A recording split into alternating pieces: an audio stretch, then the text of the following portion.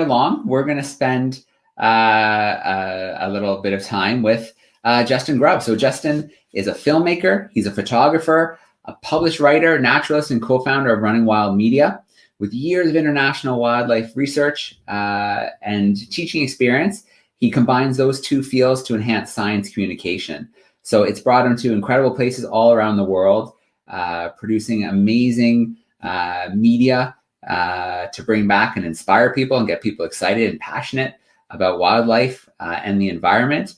And, I think back to one of the first times I connected and collaborated with Justin. He took a satellite unit out into the jungle for us in Borneo at night with rangers out on training patrols.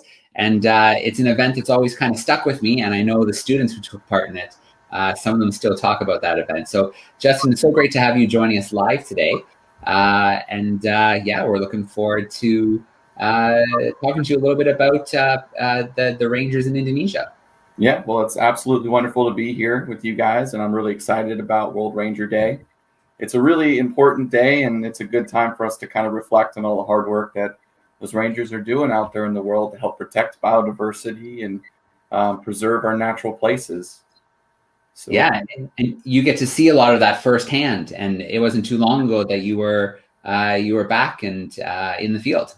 Yeah, absolutely. I was just there last month with the Ranger team, working with some really exciting stuff that I can show everybody. I can share screen, right?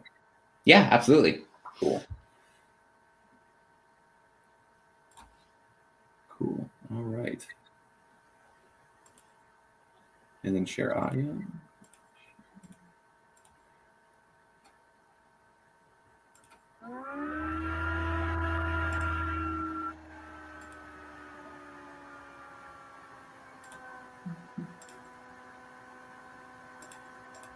Cool. Are you looking at the thing right now? We are. Awesome, Justin. Excellent. All right. Let me get the first slide for you. Cool. So I'm really excited to be here to talk about a really unique program that I have been a part of in Indonesia. Like Joe mentioned, I first connected with him on with a satellite unit out in the middle of the rainforest. And I was just there working with the same exact team that I was with a few years ago when we did our first broadcast from the forest. And since then, we've learned a lot and we've seen quite a bit of stuff that I'm really excited to share with you guys. But real quickly, I want to tell you about Planet Indonesia. That's the organization that works out in Indonesia and is doing a lot of great work. They're a grassroots organization that relies on village-led partnerships to help safeguard biodiversity, protect at-risk ecosystems. And so I'm the communication officer for them as well. So that kind of gives you a bit of a background of what my relationship with them. I wasn't in the beginning, but I am now after years of collaboration. So to begin, I kind of wanted to talk about what's at stake and what we're actually protecting out there in the forest. And this is the species that we're all very, very excited about to see. So this is a helmeted hornbill. This is the largest hornbill species in Asia. And what it has right now is it has a venomous snake in its mouth, and it's sticking it through a little tiny hole. That is the nest cavity of the helmeted hornbill, and inside is a female hornbill that is helping raise a small chick inside the nest cavity. And what the male does is he goes out and finds food regularly to bring to that nest cavity so the female has something to eat and for something to feed the baby. And so for a 6-month period of time, the male will go back and forth feeding the female until the baby is ready to come out of the nest. And so the hornbill gets its name because it has that big casque on its head. And that is a solid casque. And the males will use that to joust one another for breeding rights. So it's incredible to see. I've never seen it. Very few people have. But it's incredible to imagine 2 male hornbills that are both 6 feet long, flying at each other at full speed and colliding heads. They also have a really incredible call that I'll play for you guys real quick.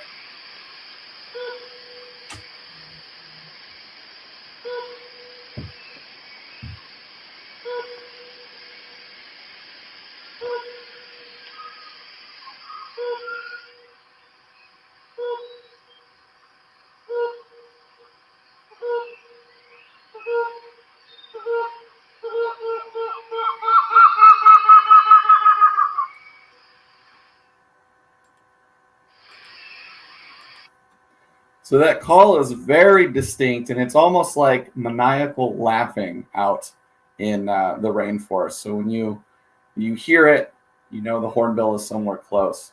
But the reason why we're working with this particular species is because it is incredibly important for the ecosystem, because they gather seeds and nuts and fruits from the treetops to feed to the cavity. But while doing so, they distribute a lot of those seeds amongst the forest because they're kind of messy. Sometimes they'll eat the seed and they'll defecate somewhere else.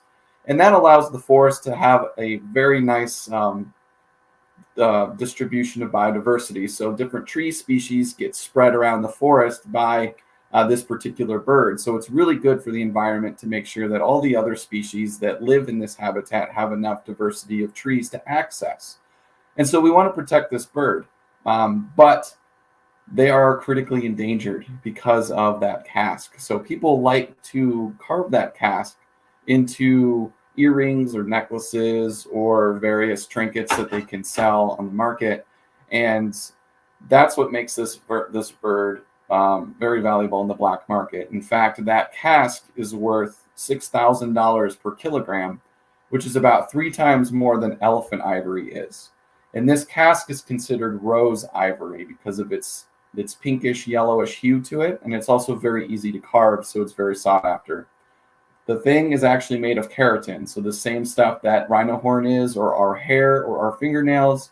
It is a keratin-based product, so it is not actually ivory. Ivory is a tooth of an animal, but they still consider this product ivory.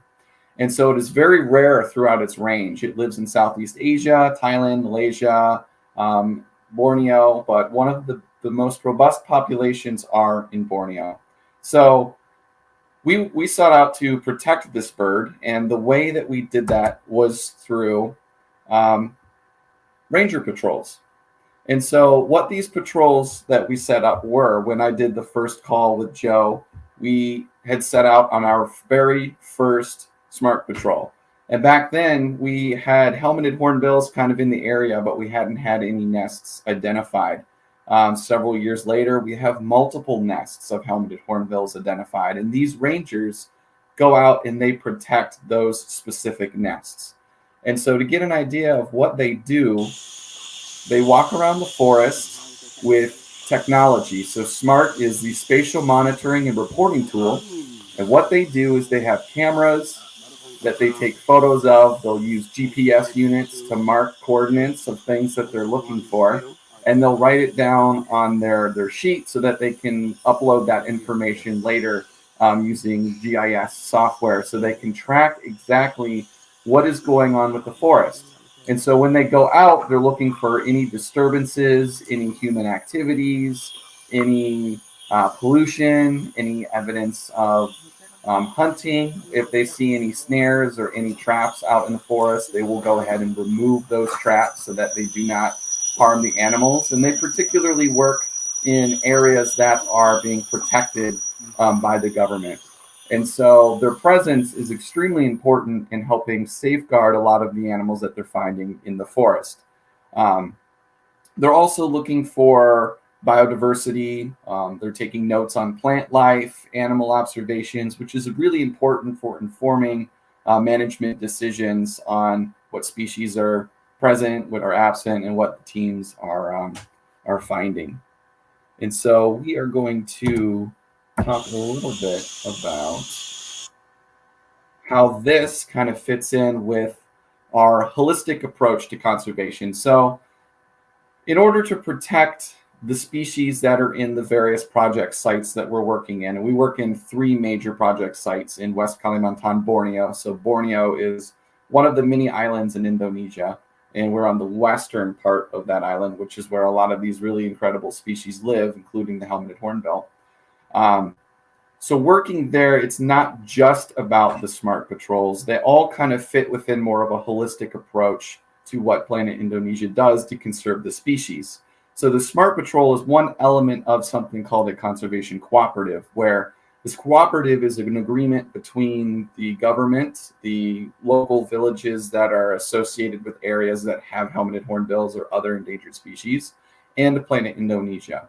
And so within this conservation cooperative, these villages will do other conservation initiatives such as agroforestry, organic farming. There's a lot of health and human services programs, education programs, literacy programs. And those programs allow the people in these villages to, start new business endeavors that have a little bit of a conservation flair, such as organic fertilizing or farming or something like that. And so a lot of these programs are, initiated by villagers who want to overcome a challenge. And in order to overcome that challenge, they'll use sustainable and conservation-friendly means to do it, which actually allows them to collect a stable income and not have to rely on natural resources of the forest as much. And that alleviates a lot of that pressure from the biodiversity so that they can continue to exist. Because, as we know, it is extremely important for the health of our communities to have very healthy biodiversity, very healthy forests right next to us. The two are very, very closely linked. And if the forest is unhealthy, then we see that a lot of these communities and villages all around the world will also be somewhat unhealthy. So the ranger patrols that we do is just a small element of the conservation practice as a whole. But what's unique about them is that they are all village-led programs. So, each patrol has about 5-6 individuals who are patrolling the area. One of those individuals is a representative of the government. So in this photo, you can see who that would be, the one with all of the bling on his shirt there. Another representative would be of Planet Indonesia, so they would be trained to do biodiversity monitoring and other things. And then the rest of the crew are villagers who live in the villages, who are experts in their area and know the trails, know the forest. And they're the ones who organize the paths and the patrols and everything that go out to help protect the animals that are living in their area. And one really unique thing that we do at Planet Indonesia is we do hire hunters who then become rangers and know the forest very well. And because of that income from being a ranger, it doesn't put as much pressure on them to have to go and hunt. They can afford to do other things such as farm or, cultivate poultry or things like that. And so we're next going to hear from one of our Smart Patrol Rangers and his experience working in the forest. So I have a little short video to share with you guys.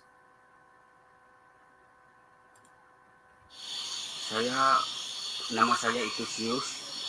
Saya bekerja di tim Smart Patrol Yayasan Planet Indonesia. Saya masyarakat Dusun Tahu, Kecamatan Ayabosa, Kabupaten Landak, Ngabang. Kami melakukan pendataan di lapangan semuanya, segala aktivitas masyarakat ataupun segala tanda-tanda satwa dan pohon-pohon, jenis pohon naga dan untuk makanan satwa yang ada di dalam kawasan.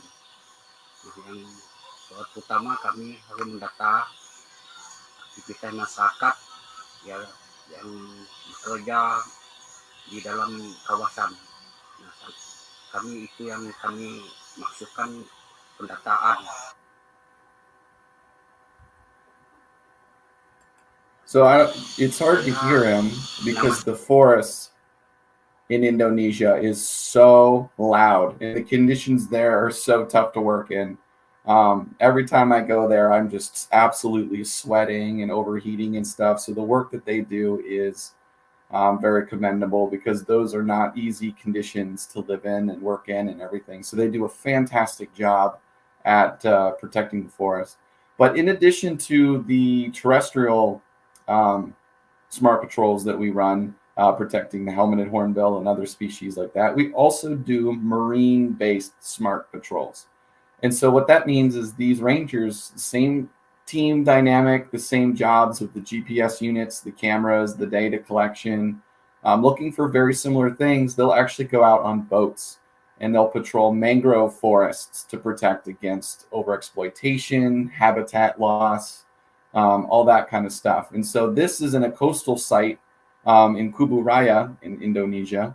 And the animals that we're working to protect there are the proboscis monkeys. And they're a really crazy looking monkey. They've got those big noses, big bellies, full of gas from eating all of the hard to digest mangrove leaves that they have out there. And so they're a really unique animal, but they're also endangered. And so they do have protections as well as the mangrove forests. And so what our smart teams do is they go out there and they make sure that these animals are doing okay. They'll monitor them. They'll check the mangrove forests, and they'll work with the villages to make sure that they're not using certain areas. They also help enforce the temporary fishing closures that go on in this site, because having a temporary fishing closure is very good for harvesting rates for humans. If you give animals a chance to recoup and reproduce and only harvest or fish them during certain parts of the year, when you go out and you go fish and you set your traps, you'll have more food available if you have that area closed for a certain period of time.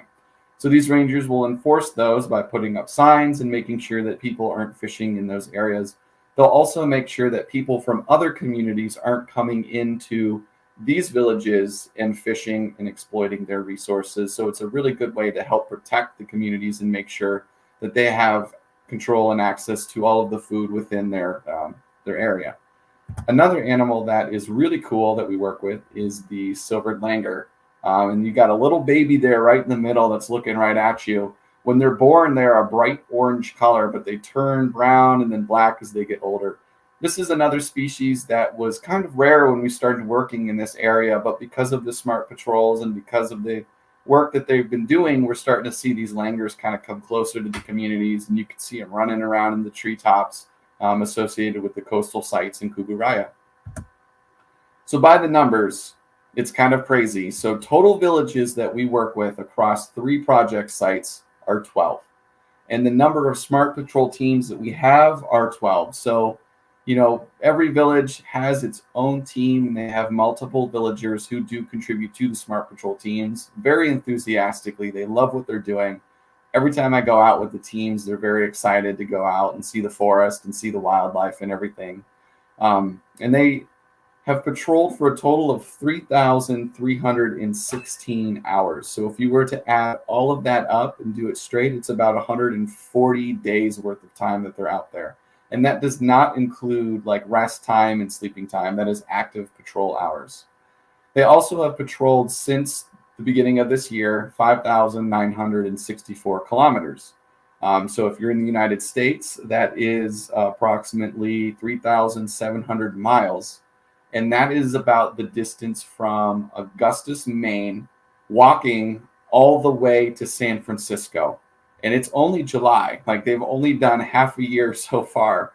And so by the time that they're done, they would have walked back from Maine to California and back, just patrolling these habitats, which is really important to understand, again, the distribution of the species and the things that are going on in the forest. And the data that they're collecting is helping them determine which part of the forests to enforce certain rules and which part of the forests that they need to spend a little bit more time in.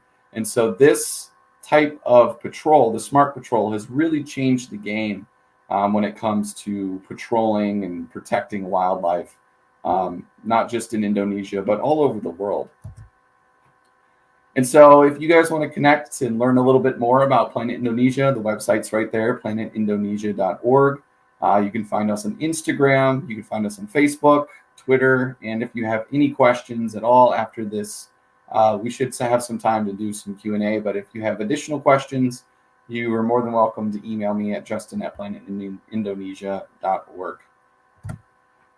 And so this is me sweating in red with the team. you can tell I'm a little warm, but yeah, very happy to be working with them. That's great, Justin. They do look a little more accustomed to the being out there and doing that work. Wow. I mean, you show those numbers, how much the ground that they traveled, and then add to that the heat, add to that the terrain. It's amazing, just absolutely amazing. Rangers, you look at the size of the areas that they're patrolling, and it's just phenomenal. Yeah, amazing. And so you've gone back over several years now. So do you see some of the initial Rangers or maybe those in training the first time kind of taking on leadership roles now? Yeah, absolutely. So the first time I went out with a guy named Rody, and this was his first patrol. He went through the SMART training with everybody. He is now the SMART coordinator for the entire program, and so he's coordinating all SMART patrols in 3 different sites. And then, some of the other guys that I saw are in charge of the district sites and everything, kind of running multiple patrols. So it's been really nice to see them move up and take on more leadership roles. And then it's also really interesting to see new faces that come into the program who are bright-eyed and excited about being a ranger and contributing to the program and conserving the forest. I'm really looking forward to see how their careers progress and what they do with the skills that they're gaining by being a part of this program. Yeah, it's exciting to hear that some of the numbers of animals are starting to increase. That's so important, and it just shows what those regular patrols, keeping that information, using that technology, how much of an impact it can have. Absolutely. And the first time I went out on patrol, I'd say every 400 meters, we would be stopping to remove a trap. It would be a snare. It would be bent over tree limb with glue on it so that a songbird, if it landed on it, someone can pluck it off. Pangolin traps where it was, like a trap that had like a spring that would like lift up and trap the animal in it. Very frequently we were running into traps and poaching camps and stuff like that. But after going back, 3 years later, we didn't encounter any traps whatsoever in the forest. And so that was kind of nice to see that that's a thing. But also, the first time we went out, there were helmeted hornbills in the area. We did hear them, we did see them, but there weren't any evidence of them nesting. But because of the presence of the team and the constant monitoring and everything, they are identifying multiple nests in the area, which is pretty incredible. So just anecdotally being there over the last couple of years, I can see a difference myself. But the data also kind of reinforces that with some of the species being observed, which is really exciting to see. Yeah, absolutely. And I'd be remiss not to congratulate you on seeing the helmeted hornbill and getting some great footage and great pictures. Wow. Yeah, that's been a passion of mine over the last couple of years, really wanting to see that animal in the wild. And I've gone back several times and have been unable to see and film it. But this time I was finally fortunate enough to do it. And all thanks to not just the SMART patrol teams, but the villages who live in the areas who are all working to protect this species by adopting sustainable livelihoods and, taking advantage of a lot of these programs that help mitigate their need for the natural resources. Yeah. Yeah. And I was really interested in the snake, the venomous snake. Do they have any resistance to the venom? Because it looked like the snake was still alive. I actually don't know. That's a really good question. I like to think that they're such skilled hunters that they could just pluck the snake out of a tree and give it a good whack, and then that's kind of all it is. And I'm not sure exactly what species it is because it's kind of hard to see, but it is a pit viper. Yeah. So they do have a very potent neurotoxin when it's delivered, but I'm not sure if any research has been done on that. I know most of the time the helmeted hornbills bring in like figs, other fruits, other nuts. Secondarily, you'll see stick insects. and little katydids and cicadas and stuff, and then lizards, but less commonly, I think, venomous snakes. So it was crazy to see that. Very cool. So obviously humans were having an impact, especially several years ago with the hunting, setting of traps and snares. What about other human impacts? Things like illegal logging and things like that. Are the Smart Patrol pretty good at deterring that just because there's more presence in those areas? Yeah, so illegal logging is another big issue there in the forest, and it had been historically. But because of the presence of the smart patrols and really kind of establishing the line on what you're able to do and what you're not able to do, we have seen a decrease in that activity in the forest. It still does occur a little bit, but it's more about weaning the villages and the communities off of certain destructive livelihoods that they had before, instead of just outright telling them no, they can't do it. And so, the smart patrols will document what they're seeing and document the amount of logging that they're encountering, but then it really comes down to the programs and the things to help them kind of go into a different direction, training in agroforestry so they can do plant other types of products that they would need. Another big issue is burning. So that's something that occurs a lot in Indonesia, where they would burn land to open it up for farming. But with the sustainable agricultural training that these communities are able to receive as a part of their conservation cooperative, they don't necessarily do that anymore. And they adopt more sustainable organic farming practices that's sort of more of a biodynamic type approach to agriculture, rather than just creating monocultures that have been done historically. They're creating this ecosystem within a farm that allows them to produce a lot more food and get more harvest for their communities. And that's mostly the big stuff: the hunting, the clearing of land for agriculture, and the logging. All right. So they must find themselves in the role of an educator a lot when they're in the communities. They do, yeah, and I think that's a role that they all feel pretty comfortable with. They have a very good understanding of the relationship between humans and nature, and they understand that it's extremely cohesive. And so when they talk to the communities and they work with the people, they're able to elaborate the importance of having a very, very nice, close, healthy relationship with the natural world around them. All right, great. So I think a great spot to kind of leave off is definitely challenging conditions and that they work in. So I want to know, after the time you spent with them, what do you think it is that drives them? Is it a pride in their kind of natural environment? Is it kind of little victories that keep them going? What drives them to keep doing what they do? Well, it's an interesting question, and I think I've seen some pieces of evidence of that going back and working with them. I think one of the big things is pride, especially in the forest with the helmeted hornbill. A lot of the villagers and community members are prideful that they have this species here. And, years ago, they would go out and they would,